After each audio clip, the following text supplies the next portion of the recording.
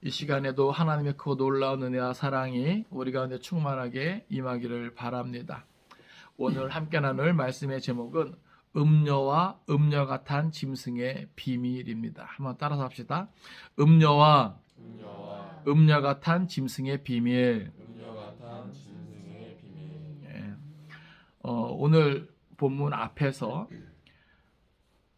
여자가 많은 물 위에 앉아 있는 모습을 보았습니다. 그리고 가만히 보니까 그 여자가 붉은빛 짐승을 탔는데 그 짐승의 몸에 하나님을 모독하는 이름들이 가득하고 또 7무리와 10뿔이 있었다 그랬습니다. 그리고 그 여자가 이제 성도들의 피와 또 예수의 증인들의 피에 취한 모습을 보고 이 요한이 매우 기이 여기고 놀랍게 여겼습니다. 이제 오늘 본문은요, 그렇게 놀라워하는 요한에게 놀랄 이유가 하나도 없다라고 하는 듯한 그러한 이야기를 하는 거예요. 그래서 거기에 대한 자세한 설명을 이제 해주고 있는 내용입니다. 그러면서 이제 오늘 본문은 그 음녀와 이제 음녀가 탄 짐승의 비밀과 또 그 짐승의 배반에 의한 음녀의 파멸을 예고해 주고 있습니다. 요한은 정말 많이 놀란 거예요. 왜냐하면 그 여자가 사실 심판받을 내용을 기대하고 있었는데 오히려 득세하고 또 교회를 핍박하고 괴롭히고 많은 순교자들의 피를 흘리고 그것을 즐기니까 정말 많이 놀란 것이죠. 오늘 우리가 악이 성하는 모습을 보면 많이 놀라는 것과 별반 다르지 않을 것입니다. 분명 천사는 그 음녀의 심판을 보여주겠다라고 했는데 이 요한이 본 환상은 아주 무서운 짐승을 타고 그 짐승 위에서 교회를 유린하는, 핍박하는 그런 모습을 보니까 놀랄 수밖에요. 그러나 이제 이 천사는 그 음녀와 또 그 짐승의 비밀을 이야기하고 결국 그 음녀의 파멸을 이야기해 주는 것이죠. 여기서 한 가지 우리가 눈여겨볼 것은 뭐냐 하면 정말 뗄래야 뗄 수 없는 아주 강하게 결속된 것 같은 그 음녀와 또 짐승의 어떤 관계입니다. 결국 그 짐승의 배반에 의해서 이 음녀가 파멸을 당하고 만 모습이죠. 그러니까 이것은 결국 악은 악으로 망한다. 그러니까 하나님은 그 악한 것도 하나님의 뜻을 이루기 위해서 하나님의 도구로 사용하신다라고 하는 것이죠. 그러니까 참 이런 많은 비밀들이 있습니다. 그리고 많은 사람들이 오늘 본문에 대해서 뭐 역사적으로 등장한 여러 어떤 나라 또 세력 이런 것들을 언급하는데 사실 구체적으로 뭐가 맞다 뭐가 틀리다 이렇게 말할 수 없는 거예요.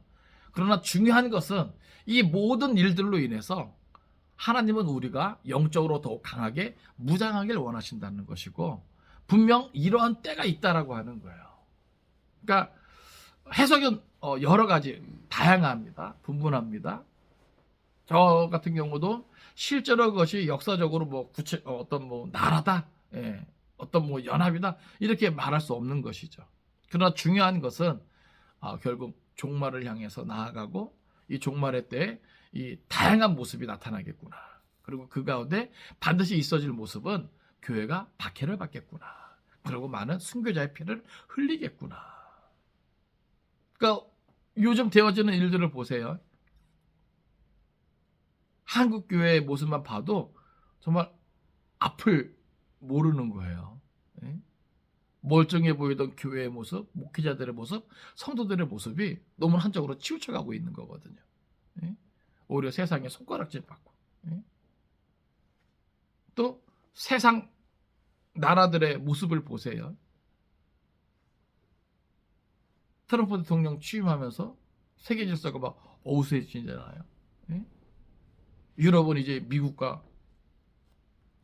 벗어나서 독자 노선으로 갈 움직임을 보이고 있고, 그러니까 세계 질서도 다시 나타나고 있는 거거든요. 그러니까 앞으로 어떤 일이 나타날지 모릅니다. 그러니까 중요한 것은 우리가 이건 이것이다, 이건 이것이다, 요한계시록에 나온 어떤 상징의 어떤 이야기들을 꼭 그거에 맞춰가지고 해석할 필요는 없어요. 그러나 중요한 것은 결국은 그 모습과 그 형태가 어떠하든 교회는 핍박을 받겠구나. 그리고 많은 순교자의 피를 흘리겠구나. 네. 그리고 하나님의 심판이 점점 다가오고 있구나라고 하는 거예요. 그러면 왜 이 요한계시록을 먼저 우리에게 주셨겠습니까? 그러한 때가 있음을 기억하고 영적으로 무장하고 깨어있으라는 것이죠. 그리고 그 모든 최후 전쟁에서 그리스도가 승리하셨고, 그리고 그 안에서 성도, 교회가 반드시 승리할 것이라는 것을 미리 알려주는 것이죠. 그러니까 앞으로 어떠한 고난, 어떠한 환난, 어떠한 박해, 어떠한 핍박이 있다 할지라도 뭐예요? 용기를 잃지 말아라. 낙심하지 말아라. 흔들리지 말아라. 이런 것들을 우리에게 미리 보여주는 것입니다. 이제 우리가 그런 것들을 생각하고 본문을 한 절 한 절 살펴볼 때 오늘도 하나님의 특별한 은혜가 우리 가운데 있기를 간절히 바랍니다. 먼저 우리가 8절부터 12절까지 볼 것인데요. 여기는 7무리와 10뿔 가진 짐승의 정체에 대해서 우리에게 알려줍니다. 자, 우리 8절부터 12절까지 같이 읽겠습니다. 자, 시작. 내가 본 짐승은 전에 있었다가 지금은 없으나 장차 무정행으로부터 올라와 멸망으로 들어갈 자니 땅에 사는 자들로서 창세 이후로 그 이름이 생명책에 기록되지 못한 자들이 이전에 있었다가 지금은 없으나 장차 나올 짐승을 보고 놀랍게 여기리라. 지혜는 뜻이 여기 있으니 그 7머리는 여자가 앉은 7산이요 또 7왕이라. 5은 망하였고 하나는 있고 다른 하나는 아직 이르지 아니하였으나 이르면 반드시 잠시 동안 머무를. 전에 있었다가 지금 없어진 짐승은 8째 왕이니 7 중에 속한 자라. 그가 멸망으로 들어가리라. 내가 보던 10뿔은 10왕이니 아직 나라를 얻지 못하였으나 다만 짐승과 더불어 임금처럼 한동안 권세를 받으리라. 아멘. 먼저 7절에서 그렇게 놀랍게 여기는 요한에 대해서 이제 천사가 여자와 그가 탄 7머리와 10분 가진 짐승의 비밀을 내게 이르리라. 이러면서 이제 8절에서는 그 구체적인 정체를 이제 하나씩 드러냅니다. 8절에서 나타내 보이는 이 짐승의 정체를 보세요. 내가 본 짐승은 전에 있었다가 지금은 없으나 장차 무정행으로부터 올라와 멸망으로 들어갈 자니. 그 또 뒤에는 이렇게 표현합니다. 이전에 있었다가 지금은 없으나 장차 나올 짐승을 보고, 이렇게 표현하는 것이죠. 그러니까 여기 이 8절에서 그 짐승의 정체를 밝히고 있는데 마치 짐승의 과거와 현재와 미래의 어떤 모습을 보여줘요. 그러면서 이것은 마치 하나님의 모습과 또 예수 그리스도의 죽으심과 부활하심을 모방하고 있는, 여러분 앞에서부터 계속해서요, 이 붉은 용, 이 짐승은요 하나님과 예수 그리스도의 그 특성을 그리고 그 모습을 모방하면서 자기의 존재를 드러내는 이런 것을 우리에게 보여줍니다. 그러니까 이 마지막 때 짐승은 우리가 계속 말하지만 적 그리스도를 우리가 이야기하잖아요. 그런데 이 적 그리스도의 모습은요 하나님을 또 예수 그리스도를 대신하는 그런 존재로서 그것을 모방하면서 자기를 드러내는 거예요. 그래서 여기 전에 있었다가 지금은 없으나 장차 무정행으로부터 올라와 멸망으로 들어갈 자들. 이것은 이 짐승의 결국은 뭐예요? 멸망할 자다라는 것을 보여주고 있는 거예요. 그가 아무리 그리스도를 모방하고 흉내내지만, 그래서 많은 사람들을 미혹하지만, 그래서 이게 8절에서는 실제로 여기 보면 땅에 사는 자들로서, 그러니까 성경은요 하늘에 있는 자와 땅에 사는 자를 반드시 구별합니다. 아시겠어요? 특히 이 땅에 사는 자들의 특징이 뭐예요? 이렇게 나타난 하나님과 그리스도를 모방하여 나타난 이 짐승, 곧 적그리스도는요 지금 이들에 의해서 뭐예요? 추앙받게 된단 말이죠. 그래서 여기 이들은 이 짐승을 어떻게 보냐면 이전에 있었다가 지금은 없으나 장차 나올 짐승을 보고 놀랍게 여기리라. 그러니까 세상에 속한 자들, 땅에 사는 자들은 이들의 모습을 보고 놀랍게 여겨요. 기이하게 여겨요. 결국 뭐예요? 이 짐승을 추종하게 된다. 앞에서 이 짐승은요, 많은 어떤 이적을 행하잖아요. 그죠? 권세를 가지고 붉은 용이 그 권세를 이 짐승에게 주잖아요. 그죠? 그래서 많은 이들을 미혹합니다. 그러니까 많은 사람들이 뭐예요? 실제로 하나님과 같고 예수님과 같은 모습을 모방하고 있으니까 이것을 바로 분별하지 못하고 미혹당해서 그 짐승을 추앙하게 되는 거예요. 따르게 되는 겁니다. 그래서 그런 표현을 지금 그 짐승을 보고 놀랍게 여기리라. 어떤 자들이요? 땅에 사는 자들이. 그러니까 여러분, 오늘 우리는 이것을 바로 분별할 수 있어야 됩니다.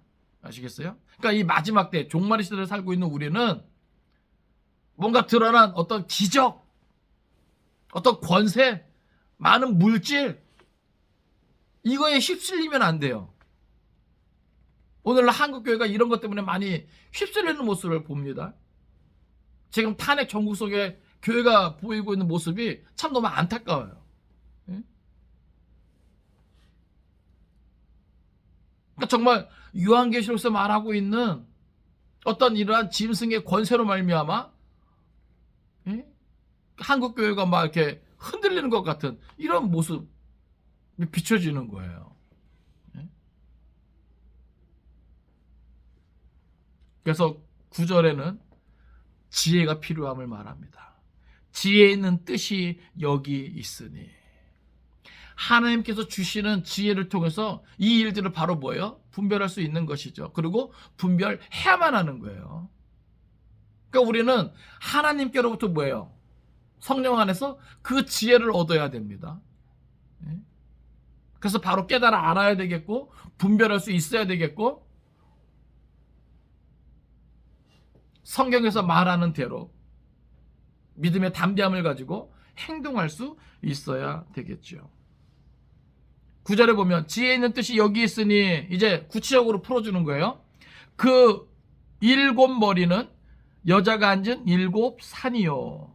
또 10절에 보면 또 7 왕이라.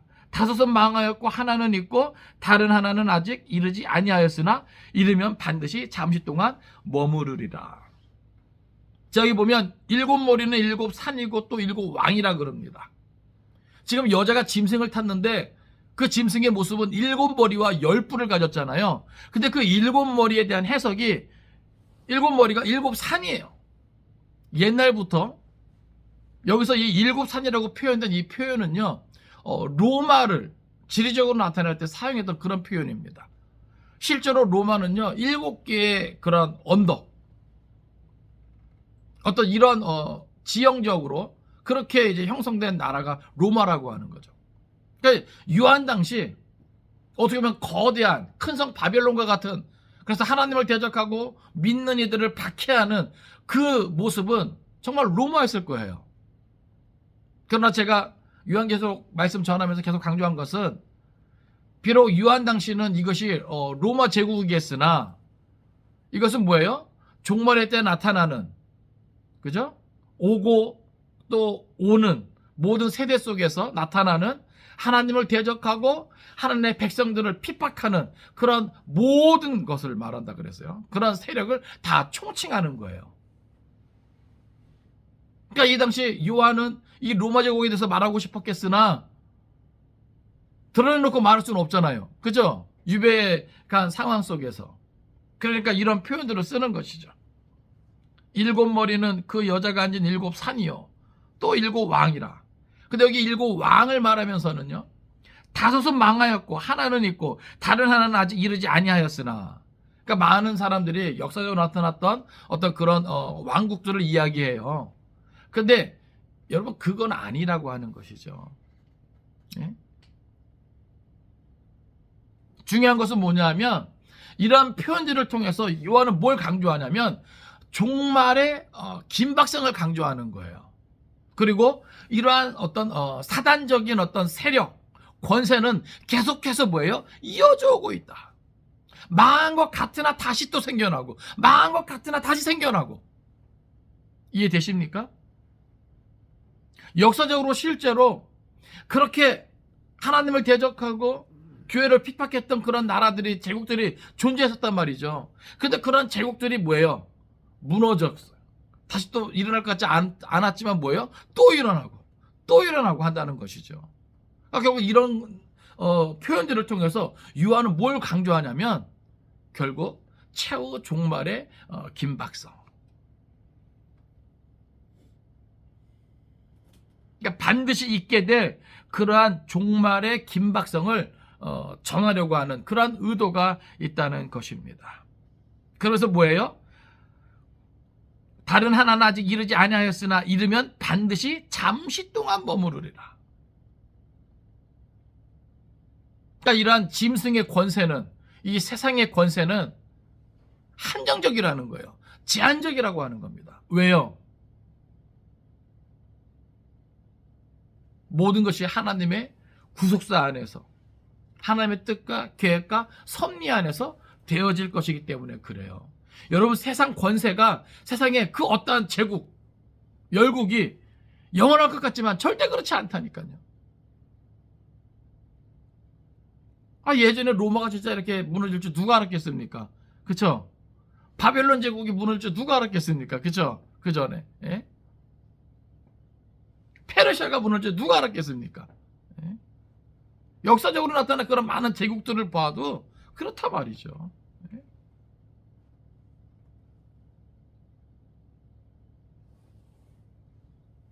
그러니까 한 나라의, 한 제국의 흥망성쇠 또한 누구에게 있다? 하나님께 있다.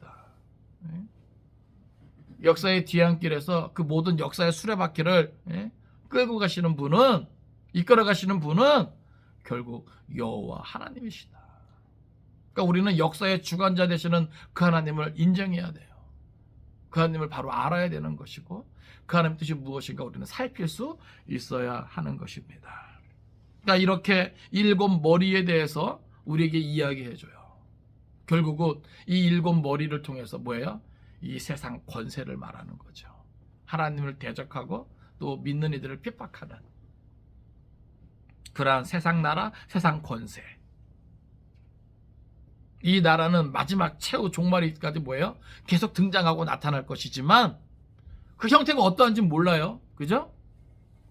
그 형태가 어떠할지 모르지만 이러한 세상 권세, 세상 나라는 계속해서 뭐예요? 등장할 것이라는 것이죠. 그러나 결국 최후에 나타나게 될 그 세상 나라도, 세상 권세도, 그 제국도 뭐예요? 잠시 동안이라는 거예요. 잠시 동안. 그리고 여기 11절에 보면 전에 있었다가 지금 없어진 짐승은 8째 왕이니 7 중에 속한 자라. 그가 멸망으로 들어가리라.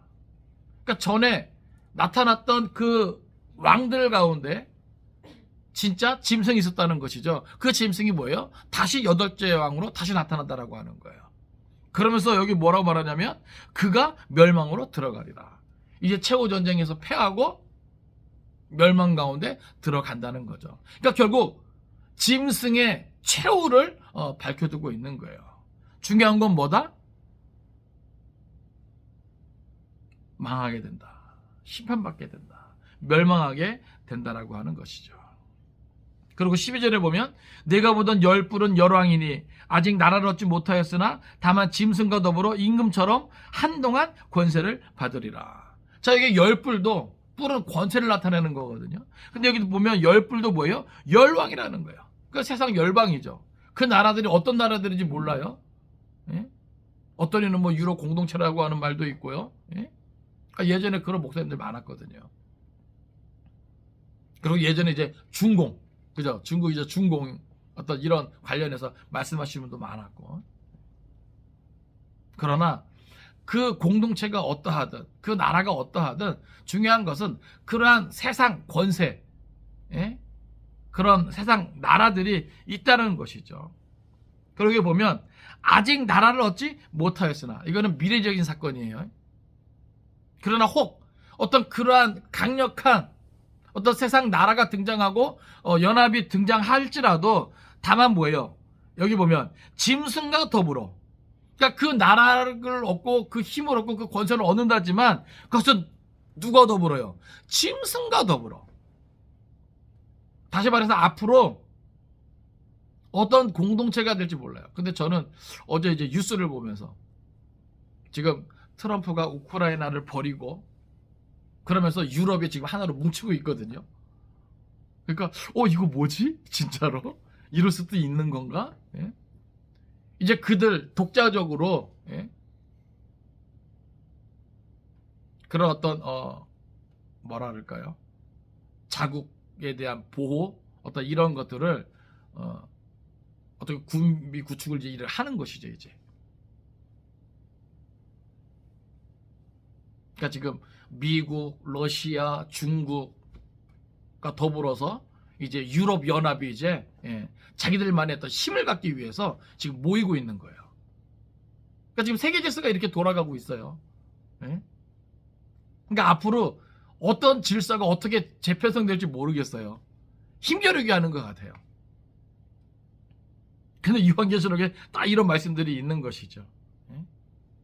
근데 여러분 보세요. 구체적으로 그것이 어떤 연합이 될지 몰라요. 어떤 나라가 될지 몰라요. 그죠? 그러나 우리는 뭐예요? 앞으로 어떤 그런 나라든지 어떤 연합이든지 어떤 권세가 등장할 것인데 그것은 뭐예요? 짐승과 더불어 임금처럼 그리고 뭐예요? 한동안이라는 거예요. 한동안. 한정적이라는 겁니다. 아시겠어요? 그러니까 그거에 너무 놀라지 말고 당황하지 말고 그리고 짐승과 더불어 왕노릇한다는 건 악하다라는 거예요. 예? 다 그냥 자국의 어떤 보호와 이익과 그렇죠? 다 자기 나라 중심으로 자기 하면서 완전히 그냥 다 그냥 적대시하잖아요. 동맹이고 뭐고 없어요. 예? 그러니까 국제관계는 철저하게 실리 관계죠. 외교. 어제의 적이 오늘의 동지가 되고 어제의 동지가 오늘의 적이 될 수 있는. 예?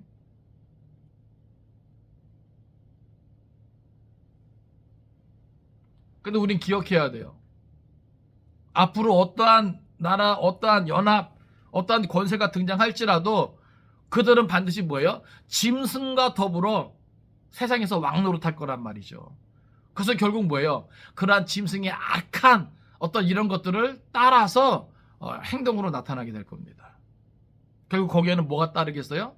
이 교회를 핍박하는, 믿는 이들을 핍박하는 이것이 따를 것입니다. 이제 13절, 14절은요. 이제 그렇게 이 붉은 용의 하수인들, 이 짐승과 그 열왕과 이 모든 것들이 뭐예요? 이제는 연합해서 그리스도와 대적하지만 결국 패하게 돼요. 그러니까 그리스도가 이긴다는 거예요.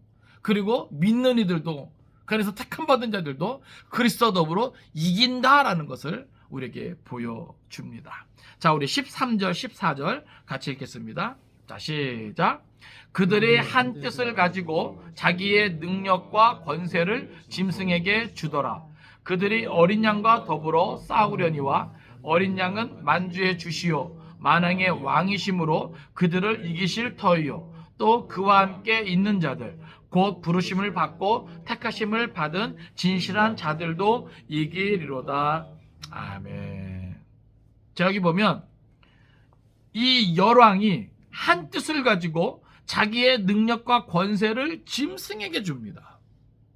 그러니까 짐승은 곧 적 그리스도라 그랬죠?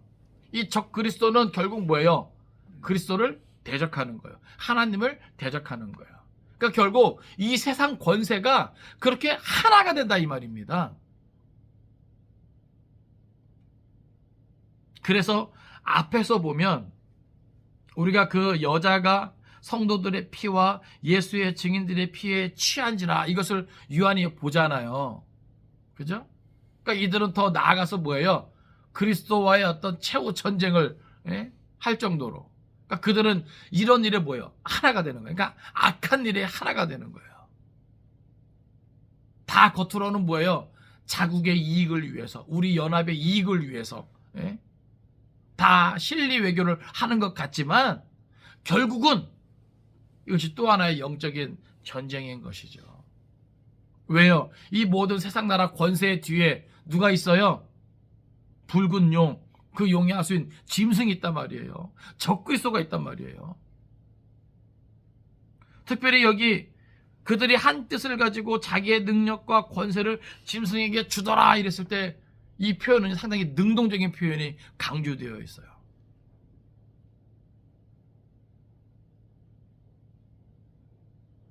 그러니까 자기들이 적극적으로 그 모든 지위와 그 모든 권세를 이 짐승에게 뭐예요? 넘겨주는 거예요.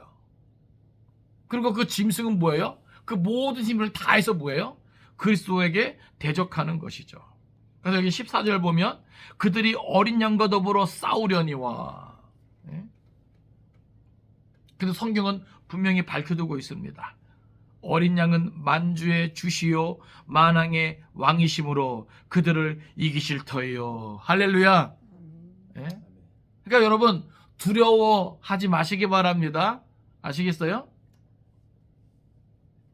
여러분 이게 중요한 거예요. 지금 하나님이 요한에게 환상을 보여주시고 장차 되어질 일들에 대해서 다 보여주시는데 이렇게 악한 일들이 온 땅에 가득하고 더 나아가서 짐승을 중심으로 그리스도를 대적하는 이러한 일들이 있을 것이지만 결국 누가 이긴다?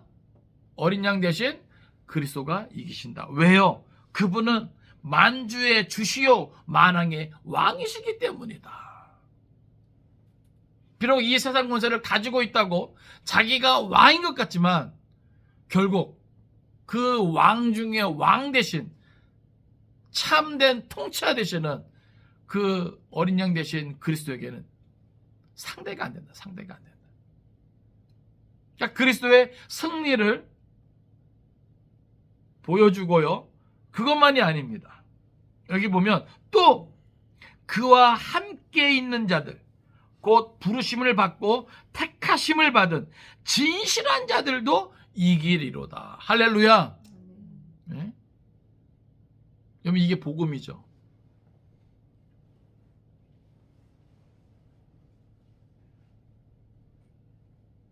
여러분 이게 구원받은 자들을 말하는 거예요. 그와 함께 있는 자들. 그래서 그는 누구예요? 어린 양 되시는 예수 그리스도죠. 그리고 여기 보면 곧 부르심을 받고 택하심을 받은 진실한 자들이라고 해요. 진실한 자들. 여기 원어를 보니까 이 진실함이라고 하는 것은 성도가 영적으로 성장하고 성숙한 그런 모습이에요. 그러니까 우리가 비전으로 품고 있는 어떻게 보면 온전한 그리스도인의 어떤 모습이죠. 그러니까 정결한 모습이에요. 거룩한 모습이에요. 이해되십니까? 그러니까 교회 출입하는 자가 다 여기에 속하는 것이 아니라 하나님께 속한 자로서 진실한 자, 끝까지 그 어떠한 핍박과 환난 가운데서도 어떠한 고난 가운데서도 거룩함을 지킨 예복을 준비한 순결한 주의 신부들을 말하는 겁니다. 그러니까 예수님 말씀의 표현에 따르면 뭐예요? 말세에 그죠? 믿는 이가 적다. 그 적은 무리 속한 자들이에요. 근데 요즘 되어지는 모습을 보면 정말 그럴 것 같아요. 그죠? 정말 20만이 넘는 뭐 세이브 코리아 뭐 이런 운동 속에서 처음 그 취지는 좋았으나 정말 나라를 더 어지럽게 하고 혼란스럽게 만드는 그러한 교회의 모습이 참 안타깝습니다. 그런데 이런 모습들을 보면 정말 마지막 때에 야, 왜냐하면요 이 거짓 선지자 적그리스도 이게 그렇게 멀리 있지 않아요. 네? 우리 가까이서 다들 막 획가닥하는 모습을 보니까 야 이거 진짜 모르겠구나. 네? 정말 마지막 때 나타나는 징조들을 보면, 여러 가지 모습들을 보면, 야, 그럴 수 있겠다, 이런 생각이 드는 거예요. 그러니까 교회가 다 교회가 아니고, 목사가 다 목사가 아니고, 성도가 다 성도가 아닐 수 있다는 거죠. 그러니까 지금은요, 성경이 판단의 기준이 아니라 내가 생각하는 것과 맞지 않으면, 같지 않으면 다 악이고 적이에요. 이런 시대가 되어버렸어요. 너무나 안타까운 거죠. 적어도 교회는, 적어도 성도는 판단의 기준이 어디 있어야 돼요? 기록된 말씀이어야 되지 않습니까? 신앙의 양심이어야 되지 않습니까?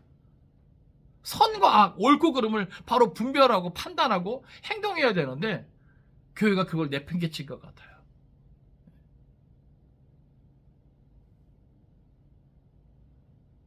근데 마지막 때는요, 그런 일이 더 심해지는 거예요. 거짓 선지자가 사람들을 미혹해서 적그리스도에게 그 모든 것들을 갖다 바치는 거죠.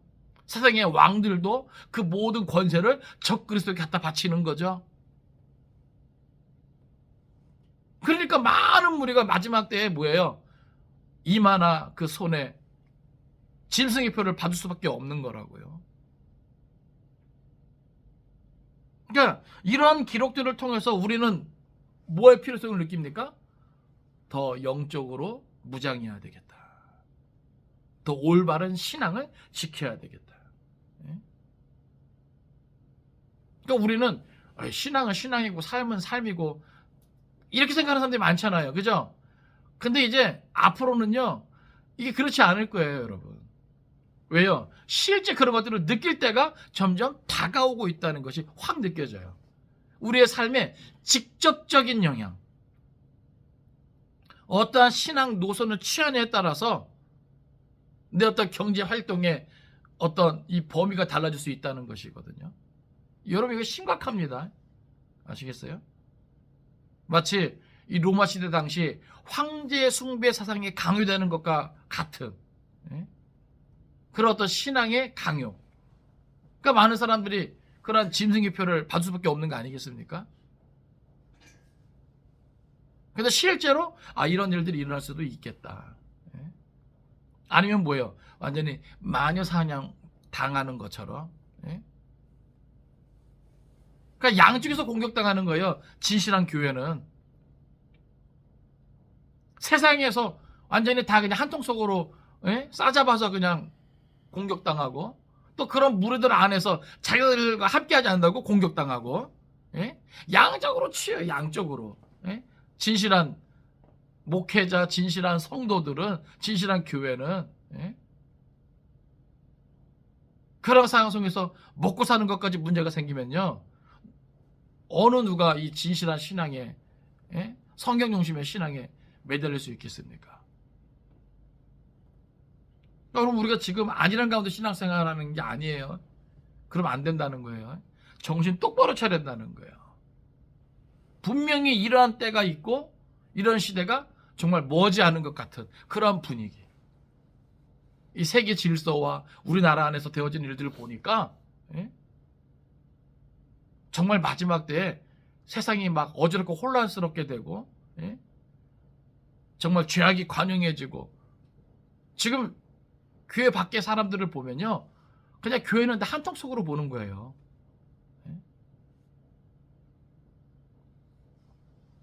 그냥 안타깝더라고요. 그러니까 정신 똑바로 차려야 되는 것이죠. 이제 15절부터 18절까지는 열불 짐승의 배반에 의한 음녀의 파멸을 우리에게 보여줍니다. 자, 우리 15절부터 18절까지 같이 읽겠습니다. 자, 시작. 또 천사가 내게 말하되 내게 본 음녀가 앉아있는 물은 백성과 무리와 열국과 방언들이니라. 내가 본 바 이 열불 짐승은 음녀를 미워하여 망하게 하고 벌거벗게 하고 그의 살을 먹고 불로 아주 사르리라. 이는 하나님이 자기 뜻대로 할 마음을 그들에게 주사 한 뜻을 이루게 하시고 그들의 나라를 그 짐승에게 주게 하시되 하나님의 말씀이 응하기까지 하심이라. 또 내가 본 그 여자는 땅의 왕들을 다스리는 큰 성이라 하더라. 아멘. 자, 여기 보면 천사가 내게 말하되 내가 본 바 음녀가 앉아 있는 물은, 자, 음녀가 아까 여기 그 1절에 보면 많은 물 앉아 위에 있다 그랬잖아요. 많은 물 위에 앉아 있다 그랬는데 거기서 앉아 있는 그 물이 뭐냐? 백성과 무리와 열국과 방언들이니라. 제가 앞에서 설명했는데 결국 이것은 뭐예요? 온 세상을 말하는 거예요. 그러니까 온 세상과 또 온 세상에 추구하는 그 모든 부귀영화와 쾌락과 권세와 이 모든 것 위에 누가 앉아 있다고요? 음녀가 앉아 있는 거. 음녀가 앉아 있는 거. 여러분, 세상이 그래서 뭐예요? 마귀 사단에게 속하였다는 것입니다. 그러니까 세상 가치를 따라가다 보면 결국 뭐예요? 이 음녀에게 머리 숙일 수밖에 없게 된다는 거예요. 그러니까 우리는 이거를 바로 분별할 수 있어야 된단 말이죠. 우리는 이 세상에 있지만 세상에 속한 자가 아니죠. 우리는 하늘의 시민권이 있는 자예요. 그러니까 그리스도의 신분을, 정체성을 그래서 우리가 분명히 알아야 되는 것이죠. 세상과 더불어 살아가야 됩니다.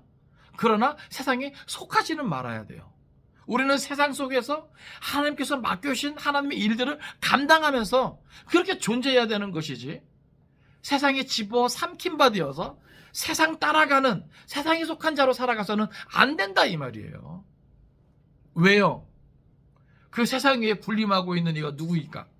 음녀이기 때문에, 더 나아가 짐승이기 때문에, 붉은 용이기 때문에, 마귀 사단이기 때문에 그렇습니다. 그러니까 우리는 이런 것들을 바로 분별할 수 있어야 돼요. 그런데 제가 자주 말씀드리지만 오늘날 많은 이들이 뭐예요? 세상에서 성공하면 그것을 하나님의 복이라,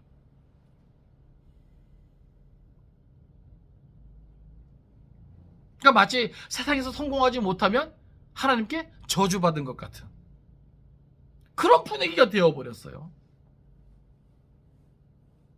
여러분, 그런 세상 가치를 따라가다 보면 바울의 삶은 성공적인 삶입니까? 그래요, 여러분? 그렇지 않죠? 근데 오늘날 많은 이들이 교회 안에서도 그렇게 말한단 말이죠. 간증자를 세우면요, 꼭 세상에서 성공한 사람들을 간증자로 세워요. 그럼 바울 같은 사람은 간증할 수 있겠어요? 그죠? 그렇잖아요, 여러분. 세상에서 성공하고 출세하고 이런 사람들이 간증자로 서요. 그건 왜 그럴까요? 많은 사람들이 그 이야기를 듣고 싶어 하니까. 많은 사람들이 그것을 원하니까. 여러분, 그게 하나님의 뜻이 아니죠. 하나님의 뜻은 어디에 있어요? 십자가의 길이죠. 예수님도 그러셨잖아요. 누구든지 아무든지 나를 따르려거든 자기를 부인하고 자기 십자가를 지라 그랬는데, 여러분, 오늘 세상에서요, 자기 부인하고 자기 십자가 지면서 성공하는 거 쉽지 않습니다.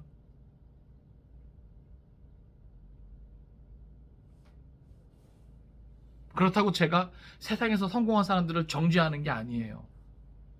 그만큼 신앙의 양심을 지키고 하나님을 제대로 섬기면서 세상에서 성공하는 건 어렵다 이 말입니다.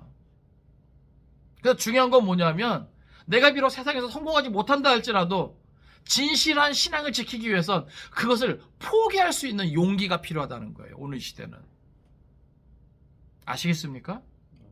네? 목회자들도 큰 교회 담임 안 해도 하나님께서 주신 사명감을 가지고 하나님께서 있게 하신 자리에서 죽도록 충성할 수 있는 그 모습이 필요한데, 오늘날 목회자 세계도 그렇지 않거든요. 조금이라도 큰 교회 자리에 있으면요, 이력서가 미어 넘쳐요. 조금이라도 좋은 차 주고 조금이라도 좋은 연봉 제시하면요, 물론 그렇지 않은 사람도 있겠습니다만, 그만큼 세상의 타락이나 교회의 타락의 이 모습이 선을 넘었다는 겁니다. 그만큼 심각하다는 거예요. 음녀가 앉아있는 물은 백성과 무리와 열국과 방언들입니다. 온 세상에. 그러게 보면 내가 본 바 이 열불과 짐승은 음녀를 미워하여 망하게 하고 벌거벗게 하고 그의 살을 먹고 불로 아주 사르리라. 그런데 보세요. 깜짝 놀랄 만한 내용이 기록되어 있어요. 아니 지금까지는 다 한 통속으로 하나님을 대적하고 교회를 핍박했던 이들이 이제는 뭐예요? 그 안에서 분란이 일어났네요. 여기 보니까 열불과 짐승이 음녀를 미워합니다. 이 결국 세상 나라, 세상 권세는 뭐예요? 무너지게 된다 이 말이에요.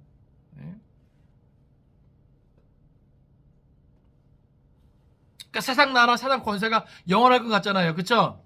역사적으로도 그 엄청났던 제국들이 무너진 거 보면 페르시아 제국이든지 바벨론이라든지 로마든지 그 엄청난 제국들이 무너진 거 보면 결국 세상 나라, 세상 권세는 영원할 것 같지만 그렇지 못하다 봐. 그리고 그것도 뭐예요? 누구에 의해서요? 열불과 짐승에 의해서. 여기 보니까 망하게 하고 벌거벗게 하고 그의 살을 먹고 불로 아주 사르리라.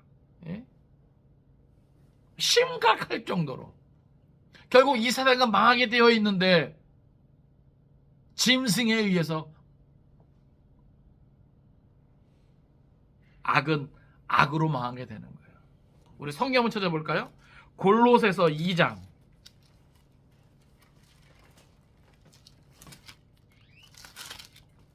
골로새서 2장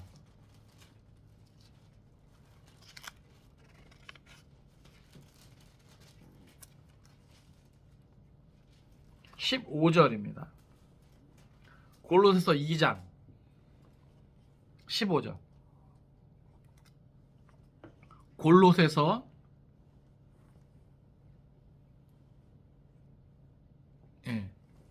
2장 15절. 에베소서, 빌립보, 골로새서입니다. 자, 골로새서 2장 15절 같이 읽습니다. 자, 시작. 통치자들과 권세들을 무력화하여 드러내어 구경거리로 삼으시고 십자가로 그들을 이기셨느니라. 아멘. 여기 보면 통치자들과 권세들을 무력화하여 드러내어 구경거리로 삼으시고. 사실 이 통치자들과 권세들이 그리스도와 또 교회를 핍박했잖아요. 그죠? 그런데 여기 보면 그 모든 통치자들과 권세들을 무력화하여 드러낸다는 거예요. 구경거리로 삼으시겠다는 겁니다. 근데 여러분 이것이 악을 악으로 심판하시는 하나님의 뜻이라는 거죠.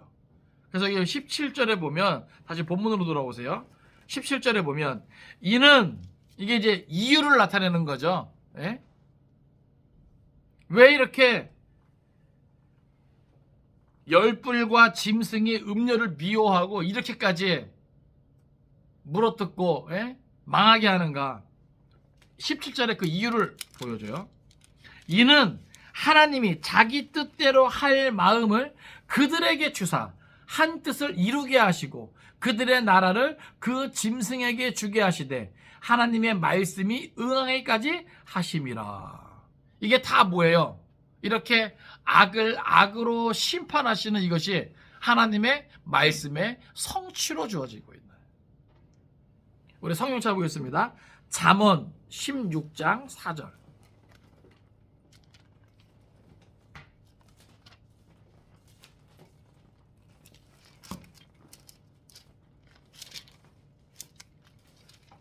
잠언 16장 4절입니다. 잠언 16장 4절 같이 읽겠습니다. 자, 시작. 여호와께서 온갖 것을 그 쓰임에 적당하게 지으셨나니 악인도 악한 날에 적당하게 하셨느니라. 아멘. 그러니까 우리는 보세요. 악한 것은 다 쓸모없다고 생각하잖아요. 그죠? 근데 하나님 편에서는 그게 아니에요. 악인도 악한 일에 쓰이게 되는 하나님의 도구가 될 수 있다는 거죠. 그러니까 결국 이 음녀가 망하게 되는 것, 무너지게 되는 것, 이 모든 것은 뭐예요? 하나님의 뜻이다. 예? 이 열불과 짐승을 통해서 하나님은 이 음녀를 심판하시는 거예요. 예? 세상 나라 권세 결국 무너지게 되어 있습니다. 여기서 이제 18절은 그 여자가 구체적으로 무엇인가? 또 내가 본 그 여자는 땅의 왕들을 다스리는 큰 성이라 하더라. 그러니까 결국 뭐예요? 이 땅에 존재하는 그 어떠한 큰 성이라 할지라도, 지배자라 할지라도 다 뭐가 되어 있다? 무너지게 되어 있다. 망하게 되어 있다.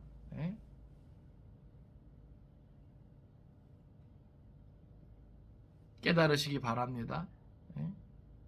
많은 이들이 이 땅에서 한 자리, 한몫, 그것 때문에 신앙의 양심마저, 하나님의 말씀마저, 성령의 감동마저 외면하고 나아가고 있지만 결국 뭐예요? 다 망하게 되어 있다는 거예요. 망하게 되어 있다. 힘을 얻고 권세를 얻고 왕처럼 통치한다 할지라도 한정적이다.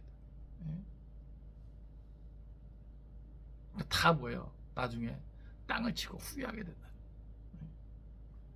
말씀을 정리합니다. 저는 오늘 말씀을 통해서 두 가지를 강조하고 싶습니다.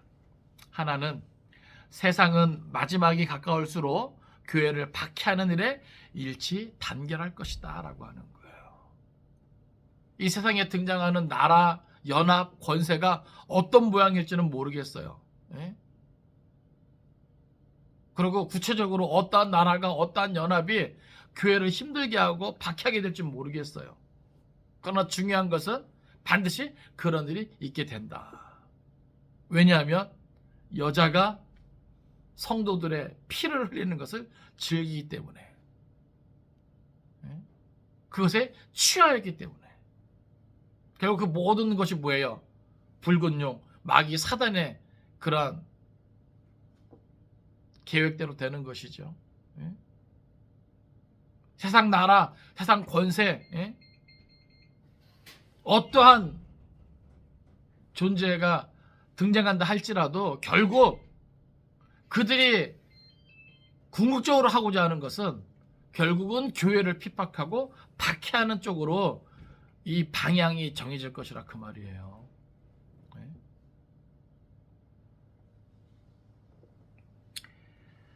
우리 말씀 찾아보겠습니다. 시편 2편 2절.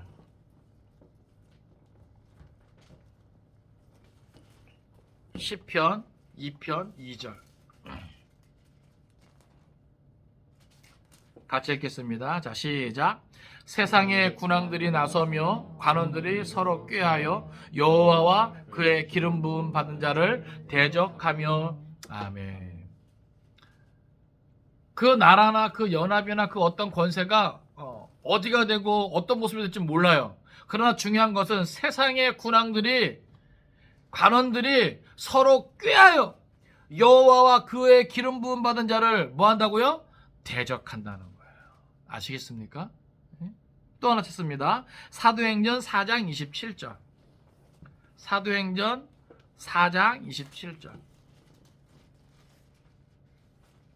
사도행전 4장 27절. 같이 읽겠습니다. 시작. 과연 헤롯과 본디오 빌라도는 이방인과 이스라엘 백성과 합세하여 하나님께서 기름 부으신 거룩한 종 예수를 거슬러. 아멘. 여기 보면 헤롯과 빌라도는 사실 이 팀이 아니거든요. 그런데 누구 때문에 이 합쳐진 거예요? 예수를 대적하는 것 때문에 합쳐진 거예요. 그러니까 여러분 보세요. 앞으로는요, 나라와 나라가 이렇게 연합을 하게 될 겁니다. 뭘 대적하기 위해서요? 기독교, 교회를 박해하기 위해서. 그 모습이 어떤 식이 될지 몰라도, 예? 근데 보세요. 세상 권세가 이렇게 대놓고 박해하고자 할 때 우리는 그것을 어떻게 이해하고 어떻게 받아들일 수 있을까라고 하는 거죠. 그죠? 여러분, 기복적인 신앙을 가지고는요, 절대로 그것을 견디지 못합니다. 아시겠어요? 그래서 짐승의 표를 받는 거예요. 그러니까 인내가 필요한 거죠. 참고 견뎌야 된단 말이에요.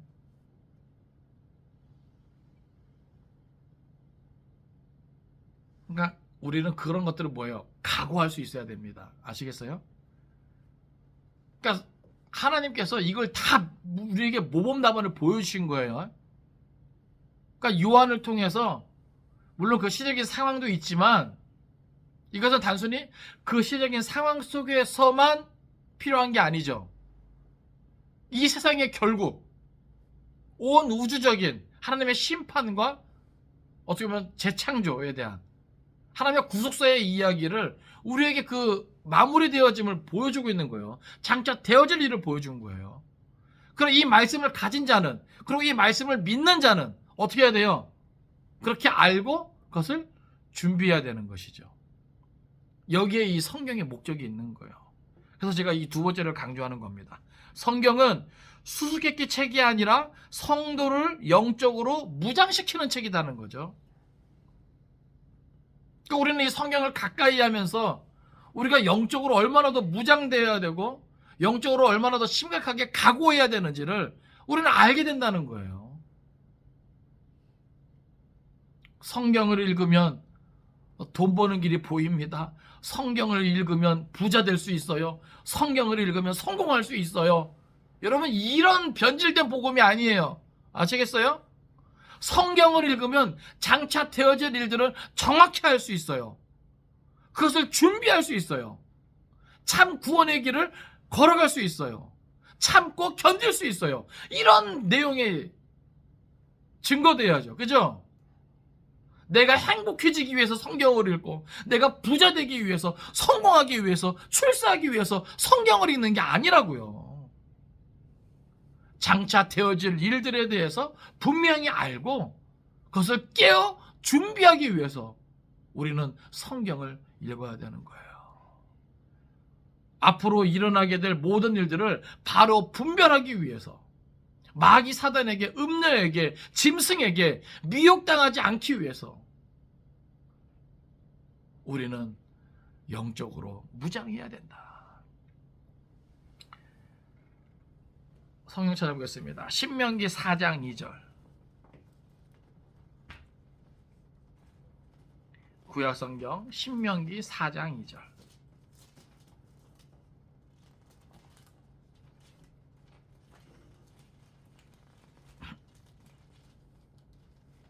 신명기 4장 2절. 같이 읽겠습니다. 자, 시작. 내가 너희에게 명령하는 말을 너희는 가감하지 말고 내가 너희에게 내리는 너희 하나님 여호와의 명령을 지키라. 아멘. 여러분 보세요. 성경을 읽고 성경을 믿을진데 가감하지 말고. 아시겠어요? 신명기는 모세가 가나안 땅에 들어가는 이스라엘 백성들을 향해서 신신당부하고 있는 책이라 그랬잖아요. 근데 그 가나안 땅에 들어가는 이스라엘 백성에게 정말 중요한 것은 뭐냐면 이 여호와의 하나님의 말씀을 지키는 겁니다. 근데 어떻게 지켜요? 가감하지 말고. 오늘 이 시대는요, 너무 가감하는 게 많아요. 자기가 듣고 싶은 것만 들으려고 해요. 읽고 싶은 것만 읽으려고 해요. 이해되십니까? 예를 들어 축복의 선언. 제가 말씀드렸잖아요. 신명기 28장 우리가 축복장이라 그러는데 그 말씀들을 가만히 보면요. 사실은 저주와 징계와 심판에 대한 내용이 3배가 더 많아요. 3배가. 그 분량이. 아시겠어요? 근데 사람들은 신명기 28장을 어떻게 외워요? 축복장이라고. 복에 대한 말씀만 기억하고 싶은 거죠. 그 말씀을 지키지 않으면 이러한 저주와 징계와 심판이 있다는 내용이 3배에 다다르는데 신명기 18장을 저주장이라고 말하지 않거든요. 그럼 왜 그래요? 저주는 기억하고 싶지 않아요. 읽고 싶지 않아요. 복에 대한 것만, 듣기 좋은 것만. 그런데 오늘날 많은 사람들이 설교를 들을 때 그런 자세로 들으려고 하고 성경을 읽을 때에도 그런 자세로만 읽으려고 해요. 그건 성경을 가감하는 겁니다. 아시겠어요? 그거는 하나님의 뜻을 알고자 하는 자세가 아니에요. 하나님 무엇을 원하시고 무엇을 원하지 않는지, 무엇을 기뻐하고 무엇을 기뻐하지 않으시는지 그걸 분명하게 알아야 되죠. 그래야 우리가 깨어 있을 수 있고, 그래야 우리가 올바르게 영적으로 무장할 수 있는 거예요. 그러니까 이 시대는요, 성경을 있는 그대로 읽고 듣고 받아들일 수 있어야 돼요. 믿을 수 있어야 돼요. 그리고 지킬 수 있어야 돼요. 혹 불이익을 당한다 할지라도, 혹 해받음이 있다 할지라도, 혹 죽는 자리에까지 이른다 할지라도 우리는 그러한 강하고 담대한 믿음의 모습을 가질 수 있어야 합니다. 마지막으로 한번 더 찾습니다. 디모데후서 3장 16절 17절. 디모데후서 3장 16절 17절. 같이 읽겠습니다. 시작. 모든 성경은 하나님의 감동으로 된 것으로 교훈과 책망과 바르게 함과 의로 교육하기에 유익하니 이는 하나님의 사람으로 온전하게 하며 모든 선한 일을 행할 능력을 갖추게 하려 함이라. 아멘. 하나님의 사람으로 온전하게 할 수 있는 게 뭐예요? 성경이다. 그리고 모든 선한 일을 행할 능력을 갖추게 하는 게 뭐다? 성경이다. 알기는 알아도 내가 행동하지 못하는 것은 이 말씀이 채워져 있지 않기 때문에 그래요. 말씀으로 무장하지 않았기 때문에 그래요. 바라고 원하기는 이 마지막 때 옳고 그름을 바로 분별하며 신앙의 양심 따라, 기록된 말씀 따라, 성령의 인도하심 따라 용기 있게 행동할 수 있으려면 오늘 우리는 이 하나님의 말씀을 가지고 더욱더 영적으로 무장해야 될 것입니다.